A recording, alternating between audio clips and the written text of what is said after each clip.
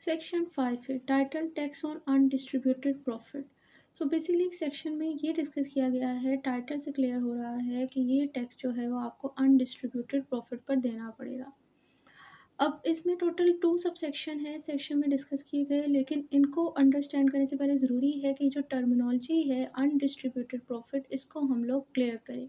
सो ये ना basically contrasting है, ऑपोजिट है डिविडेंड के।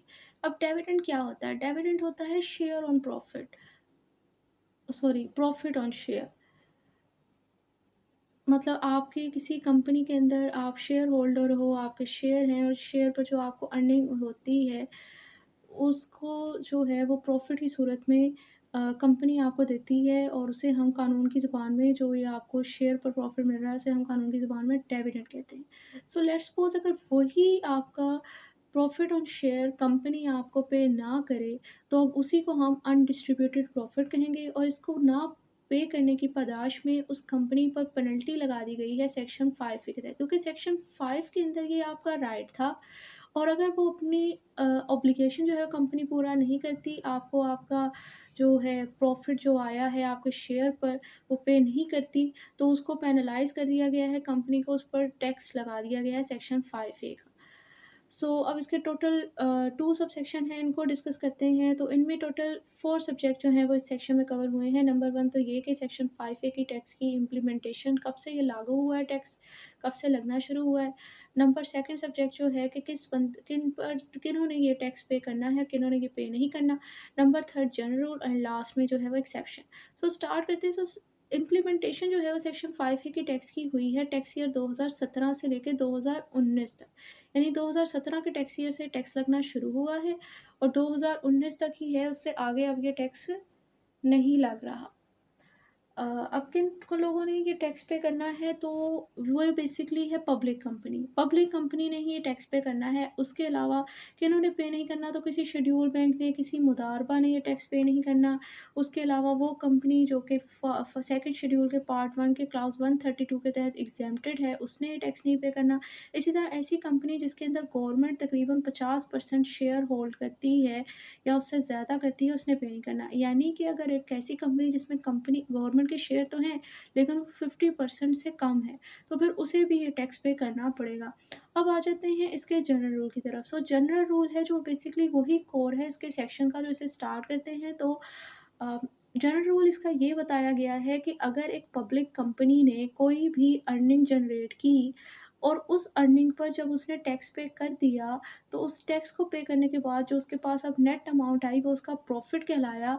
उस प्रॉफ़िट पर सेक्शन 5 के तहत उस पर ऑब्लिगेशन है कि उसने उस प्रॉफ़िट का जिस टैक्स ईयर में उसने वो प्रॉफ़िट जनरेट किया है, उस टैक्स ईयर के ख़त्म होने के तकरीबन 6 महीने के अंदर-अंदर उस प्रॉफ़िट का 20% अपने तमाम शेयर होल्डर के अंदर डिस्ट्रीब्यूट करना है।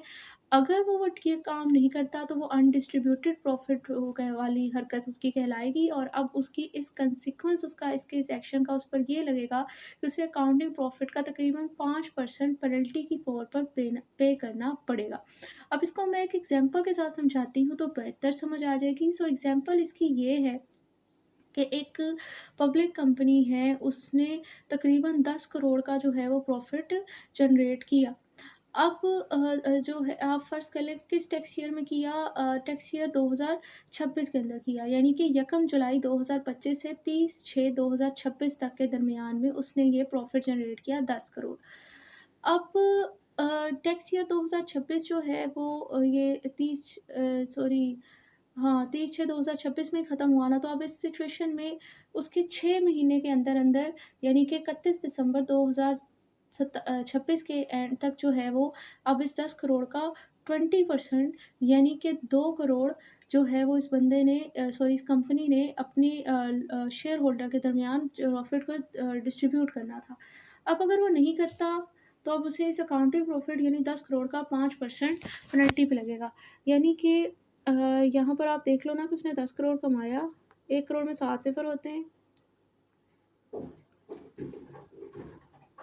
तो ये 10 करोड़ बन गए। अब इस 10 करोड़ का 20% उसने पे करना था। ये 31 दिसंबर 2026 तक, यानी कि 2 करोड़। 2 करोड़ उसने पे करना था, अब उसने वो पे नहीं किया, तो अब इसी का जो है वो अकाउंटिंग प्रॉफ़िट का 5% उसको जुर्माना पे करना पड़ेगा, यानी कि 50 लाख। ठीक है? सो ये आपका जनरल रूल भी हो गया। अब नेक्स्ट आ जाता है इसकी एक्सेप्शन। तो एक्सेप्शन इसकी ये है कि provided that for tax year 2017 bonus share cash dividend be distributed before the due date mention in subsection 2 of 180 for filing of a return. अब ये ज़रा थोड़ी सी कॉम्प्लेक्स है, लेकिन इसको भी हम समझ लेते हैं, एग्जांपल के साथ भी समझा दूंगी तो सही से समझ आ जाएगा। तो यहाँ पर बेसिकली एक्सेप्शन इसकी ये बताई गई है कि 2017 के अंदर जो ये आपके पास एक बंदे के ऊपर, एक कंपनी पर, पब्लिक कंपनी पर ऑब्लिगेशन है ना, कि उसने जिस टैक्स ईयर के अंदर प्रॉफिट कमाया है, उस टैक्स ईयर के ख़त्म होने के बाद 6 महीने के अंदर अंदर उसने उसका 20%, उस प्रॉफिट का 20% अपने शेयर होल्डर के अंदर डिवाइड करना है। कहते हैं 2017 के टैक्स ईयर के अंदर उसके पास रिलैक्समेंट है कि अब यहाँ पर उसके पास 2 ऑप्शन है उस प्रॉफिट को अपने शेयर होल्डर के दरमियान डिस्ट्रीब्यूट करने के। एक तो वही कि ये टैक्स ईयर 2017 के ख़त्म होने के बाद 6 महीने के अंदर अंदर, यानी कि 31 दिसंबर 2017। दूसरा ऑप्शन उसके पास ये है कि जो रिटर्न जमा करवाने की ड्यू डेट है ना, यानी सेक्शन 118 के सब सेक्शन 2 में बताई गई है, जो कि 30 सितंबर ही होती है यूजुअली, अगर एक्सटेंड ना हुई हो, तो वो कहते हैं कि उसकी उस डेट तक जो है वो आप ये कैश डिविडेंड और बोनस शेयर की सूरत में ये अपने अनडिस्प्यूटेड शेयर को शेयर करके इस पेनल्टी से, 5% वाली पेनल्टी से बच सकते हो। यानी कि 30 सितंबर 2018 तक जो है वो आप ये अपना, वो जो आपके ऊपर था ना ऑब्लिगेशन 2 करोड़ पे करने की, वो आप पे कर दो। अगर 2017 के अंदर भी अगर आपका इतना ही प्रॉफिट है तो अब आप पर पेनल्टी नहीं लगेगी। इसको एक एग्जांपल से समझते हैं, मिसाल के तौर पर वही कर लें कि 10 करोड़, लेकिन आप टैक्स ईयर 2017 कर लें। एक कंपनी ने 2017 के टैक्स ईयर 1 जुलाई 2016 से 30/6/2017 के दरमियान उसने 10 करोड़ का प्रॉफिट कमाया। अब उस सिचुएशन में उसके ऊपर ये था कि उसने इस साल के ख़त्म होने के तकरीबन 6 महीने के अंदर अंदर, यानी कि 30 दिसंबर 2017, 31 दिसंबर, सॉरी, क्योंकि 31 दिन होते हैं दिसंबर में, 31 दिसंबर 2017 तक उसने ये 2 करोड़ जो है वो जमा करवाना था, सॉरी, डिस्ट्रीब्यूट करना था अपने शेयर होल्डर के दरमियान। लेकिन चूँकि ये 2017 के अंदर था, ये इसका प्रॉफिट है, तो इधर इसके पास रिलैक्समेंट है कि जो उसकी रिटर्न जमा और अगर वो नहीं जमा करवाता था तो उसपे 5% पेनल्टी लग जाती थी। लेकिन यहाँ पर उसे रिलैक्समेंट दी हुई सिर्फ़ 2017 के टैक्स ईयर में, कि यहाँ पर जो है वो उसने जो रिटर्न जमा करवाने की लास्ट डेट है ना, उस तक जो है वो बंदा ये अपने ये बोनस शेयर, कैश डिविडेंड अगर अपने शेयर होल्डर में डिवाइड कर दे, मतलब ये अनडिस्ट्रीब्यूटेड प्रॉफिट डिस्ट्रीब्यूट कर दे, तो अब उस सिचुएशन में वो अपनी 5% वाली पेनल्टी से बच सकता है। यानी कि अगर जो है वो ये 30 सितंबर 2018 तक जो है वो ये 2 करोड़ वो अपना पे कर दे, तो उस पर पेनल्टी नहीं लगेगी। मतलब ये नहीं है कि अब 31 दिसंबर 2017 की डेट गुज़र गई, आप उससे 5% रिकवरी करने चले जाओ, चूँकि 2017 का टैक्स ईयर चल रहा है, तो वो 30 सितंबर 2018 तक अपने ये डिस्ट्रीब्यूट कर दे, अगर शेयर अपनी प्रॉफ़िट जो है वो शेयर कर दे अपने शेयर होल्डर के दरमियान, तो अब इस सिचुएशन में उसपे 5% पेनल्टी नहीं लगती। हाँ, अलबत्ता अगर वो 31 दिसंबर 2018 को जा रहा है, तो अब तो ड्यू डेट एक्सपायर हो चुकी है, तो तब उस पर पेनल्टी लग जाएगी। लेकिन अगर वो 30 सितंबर 2018 तक जो है वो ये यानी ये वो अपने 2 करोड़ जो है वो पे कर रहा है, डिस्ट्रीब्यूट कर रहा है अपने शेयर होल्डर के दरमियान, तब आप उस पर वो 5% की पेनल्टी नहीं लगाओगे। आई होप ये सबको समझ आ गया होगा। तो इसी के साथ हमारा सेक्शन 5 है जो है वो कवर हो गया है। नेक्स्ट वीडियो में इंशाल्लाह नेक्स्ट सेक्शन को कवर करेंगे।